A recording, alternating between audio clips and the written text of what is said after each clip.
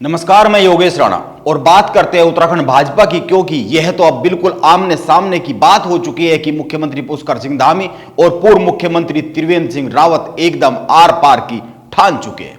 इसीलिए सवाल यह उठता है कि इस आर पार की लड़ाई में अभी तक किसका पलड़ा भारी दिख रहा है और क्यों भारी दिख रहा है, और आने वाले समय में उत्तराखंड सरकार या फिर उत्तराखंड भाजपा में बन रहे नए समीकरणों में क्या कुछ बड़ा बदलाव होने की गुंजाइश बनती जा रही है। आइए बात शुरू करते हैं और यहीं से शुरू करते हैं कि अभी तक पुष्कर सिंह धामी का पलड़ा क्यों भारी दिख रहा है और त्रिवेंद्र सिंह रावत और उनके खेमे से पुष्कर सिंह धामी को घेरने में कहां पर चूक रह गई है। यह बात करनी इसलिए भी जरूरी हो गई है क्योंकि भाजपा के केंद्रीय नेतृत्व ने त्रिवेंद्र सिंह रावत और तीरथ सिंह रावत को पार्टी लाइन पर ही बोलने की सख्त हिदायत दी है। दोनों नेता पिछले लंबे समय से उत्तराखंड की भाजपा सरकार को गैरसैंण, भ्रष्टाचार, स्मार्ट सिटी, कमीशन खोरी पर बयानबाजी कर घेरने में लगे हुए थे। दिल्ली में उत्तराखंड भाजपा के प्रदेश अध्यक्ष महेंद्र भट्ट प्रभारी दुष्यंत गौतम से मिले हैं। वो दिल्ली गए। जब ये बयानबाजी बहुत ज्यादा बढ़ गई तो दिल्ली बुलाया गया। राष्ट्रीय संगठन महामंत्री बीएल संतोष से मिले। त्रिवेंद्र सिंह रावत भी दिल्ली गए और राष्ट्रीय अध्यक्ष जेपी नड्डा से मिले। यह जानकारी और मिलने की मुलाकात उन्होंने सोशल मीडिया पर तस्वीरों के जरिए पेश की है, प्रस्तुत की है। लेकिन जो तस्वीर सामने आ रही है, क्या वो पूरी सच्चाई है, इस पर बात करनी चाहिए। क्योंकि ये सारी मेल मुलाकात के बाद महेंद्र भट्ट त्रिवेंद्र और तीरथ से मिले और इसके बाद महेंद्र भट्ट का एक बयान आया। उन्होंने बहुत ही साफ साफ कहा कि दोनों ही पार्टी के वरिष्ठ नेता है, इसीलिए अपने राष्ट्रीय नेतृत्व की अपेक्षा के अनुरूप अपनी बात संगठन या सरकार के माध्यम से रखनी चाहिए। उन्होंने यह आग्रह किया दोनों नेताओं से। और भी कई सारी बातें उन्होंने कही है। तीरथ ने भी अपनी बात रखी है और उन्होंने कहा है कि उनका बयान तोड़ मोड़ कर पेश किया गया। वह बयान जो कमीशन खोरी को लेकर था, भाजपा सरकार और उत्तराखंड की सरकार में उनका कहना था कि वो केवल मौजूदा सरकार की बात नहीं कर रहे, वो उत्तराखंड गठन के बाद की परिस्थितियों की बात कर रहे हैं। कुछ अन्य नेताओं के भी बयान आए हैं, लेकिन एक बात बहुत ही साफ है और वो यह कि इस पूरे प्रकरण में त्रिवेंद्र सिंह रावत और तीरथ सिंह रावत को भाजपा के केंद्रीय नेतृत्व की ओर से सख्त हिदायत दी गई है और यह माना गया है कि वो पार्टी लाइन से बाहर गए हैं। इसीलिए उनको कहा गया है कि आप पार्टी लाइन के भीतर ही रहकर अपनी बात करें। इसीलिए यह सवाल बनता है कि उत्तराखंड भाजपा में चल रही है आर पार की लड़ाई क्या अब शांत हो जाएगी या फिर यह कोई नई दिशा लेगी।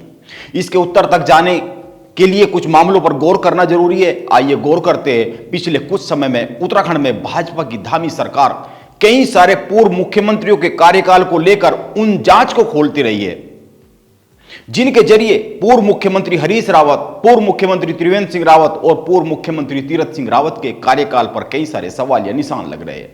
और गौर करने की बात यह है कि ये जो सवाल या निशान लग रहे हैं उस समय की पूरी सरकार पर नहीं, इन तीनों मुख्यमंत्रियों के आसपास के कुछ खास लोगों पर लग रहे हैं। अभी तक की इस पूरी लड़ाई में पुष्कर सिंह धामी की ओर से सीधा हमला होता रहा है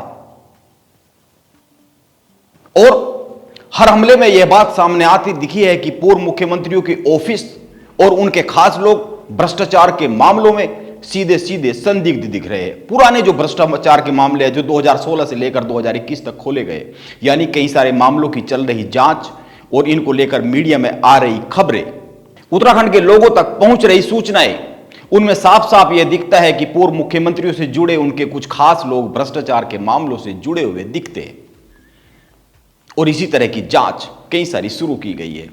इन सब खबरों के बीच त्रिवेंद्र सिंह रावत और तीरथ सिंह रावत भी खुलकर सामने आए और भ्रष्टाचार को ही हथियार बनाकर मौजूदा धामी सरकार को घेरने के लिए मैदान में उतर गए। लेकिन मैं मानता हूं कि पूर्व मुख्यमंत्रियों की रणनीति में एक बड़ी चूक हो गई और वो यह कि पूर्व मुख्यमंत्रियों ने तीरथ सिंह रावत, त्रिवेंद्र सिंह रावत ने पुष्कर सिंह धामी पर सीधा हमला करने के बजाय उत्तराखंड की भाजपा सरकार पर ही सीधा हमला शुरू कर दिया, यानी भाजपा की एक व्यवस्था पर सीधा हमला शुरू कर दिया। और भाजपा की व्यवस्था तो देहरादून की सत्ता से लेकर दिल्ली के दरबार तक एक सिरे से लेकर दूसरे सिरे तक जुड़ी हुई है। इसीलिए व्यवस्था पर हमला, सरकार पर हमला तो किसी भी सूरत में बर्दाश्त किया नहीं जा सकता है और यही हुआ। भाजपा के केंद्रीय नेतृत्व नाराज हो गया। उत्तराखंड भाजपा के प्रदेश अध्यक्ष त्रिवेंद्र सिंह रावत, तीरथ सिंह रावत और कुछ अन्य लोगों को दिल्ली बुलाया गया और यह समझा दिया गया कि जो बात करनी है पार्टी, जो लाइन है, पार्टी जो फोरम है, उससे बाहर जाकर नहीं करनी है। आप एक बात पर गौर कीजिए, इस बार पुष्कर सिंह धामी को दिल्ली नहीं बुलाया गया है, क्योंकि हर बार पुष्कर सिंह धामी को बुलाने पर उत्तराखंड की मीडिया में उनके दिल्ली दौरे को लेकर कई तरह की खबरें छपने लगती है। इसीलिए मैं मानता हूं कि अभी तो त्रिवेंद्र सिंह रावत खेमा सदमे में है और उनके सदमे की एक और बड़ी वजह है जिस पर अभी बात करेंगे। लेकिन मैं पहले एक बात और कहना चाहता हूं और वह यह है कि मैं मानता हूं कि राजनीति में जब लड़ाई एक ही कुनबे के लेकर लड़ी जाती है, घर परिवार में लड़ी जाती है, एक ही पार्टी में लड़ी जाती है, तो व्यवस्था पर नहीं व्यक्ति पर हमला किया जाता है। यह एक बहुत ही मूल सिद्धांत है राजनीति का। लेकिन तीरथ सिंह रावत और त्रिवेंद्र सिंह रावत से इस मूल सिद्धांत को लेकर चूक हो गई है और उन्होंने पूरी सरकार को ही निशाने पर ले लिया, सरकार के कामकाज को निशाने पर ले लिया और सरकारी महकमों में कमीशन खोरी को लेकर सीधे सीधे बात करने लगे। और त्रिवेंद्र सिंह रावत और उनके खास लोगों ने प्रधानमंत्री नरेंद्र मोदी के स्मार्ट सिटी प्रोजेक्ट को लेकर सवाल खड़े कर दिए। इसमें भ्रष्टाचार की बातें कहनी शुरू कर दी गई, इसकी वित्तीय जांच शुरू करने की बात शुरू कर दी गई। अब आप सोचिए, अगर देहरादून के स्मार्ट सिटी प्रोजेक्ट में भ्रष्टाचार की बात होगी तो फिर तो पूरे देश में चल रहे सारे स्मार्ट सिटी प्रोजेक्ट संदेह के दायरे में आ सकते हैं। यह एक बहुत ही मोटी सी समझने वाली बात है। मैं अपनी बात के समर्थन में कुछ तथ्य पेश करने की कोशिश करता हूं, आप ध्यान दीजिए। पहली बात, अधीनस्थ सेवा चयन आयोग के पूर्व मुखिया आरबीएस रावत की गिरफ्तारी के बाद मीडिया में दो खबरें आई। एक 2016 में हुई वीपीडीओ भर्ती घपले में पूर्व मुख्यमंत्री के ओएसडी का नाम सामने आया और एसटीएफ ने पूछताछ की।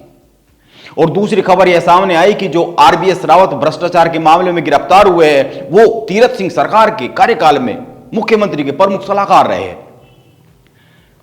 इसके बाद कुछ समय बाद एक और खबर आई और वह यह है कि पूर्व मुख्यमंत्री त्रिवेंद्र सिंह रावत के औद्योगिक सलाहकार के संबंधियों की कंपनी से जुड़े मनी लॉन्ड्रिंग के मामले की जांच सरकार शुरू कर रही है। यह मामला सीबीसीआईडी को सौंप दिया गया है। अब एक और खबर आई है, उत्तराखंड की भाजपा सरकार ने सुप्रीम कोर्ट में एक विशेष अनुमति याचिका वापस लेने के लिए अर्जी प्रस्तुत कर दी है। यह मामला पूर्व मुख्यमंत्री त्रिवेंद्र सिंह रावत से ही सीधा सीधा जुड़ा हुआ है। इस मामले में त्रिवेंद्र सिंह रावत पर सीधे भ्रष्टाचार के आरोप लगे थे। दरअसल उत्तराखंड हाईकोर्ट ने पूर्व मुख्यमंत्री त्रिवेंद्र सिंह रावत के खिलाफ गंभीर आरोप को देखते हुए इसकी जांच सीबीआई से कराने के आदेश दे दिए थे। इसी के खिलाफ उस समय की त्रिवेंद्र सिंह रावत सरकार सुप्रीम कोर्ट गई थी। सुप्रीम कोर्ट ने सरकार की याचिका पर सुनवाई करते हुए उत्तराखंड हाईकोर्ट के फैसले पर रोक लगा दी थी। यह मामला साल 2016 से जुड़ा हुआ है। त्रिवेंद्र सिंह रावत उस समय झारखंड के प्रभारी थे और झारखंड गौ सेवा आयोग के अध्यक्ष पद पर एक व्यक्ति की नियुक्ति कराने के लिए उन पर रिश्वत लेने का आरोप लगा था। आरोप यह लगा था कि यह रकम, रिश्वत की रकम त्रिवेंद्र सिंह रावत के एक रिश्तेदार के खाते में ट्रांसफर कराई गई थी। अब प्रदेश की मौजूदा पुष्कर सिंह धामी सरकार ने इस मामले से अपने हाथ खींच लिए है और याचिका सुप्रीम कोर्ट से वापस लेने के लिए अर्जी दे दी गई।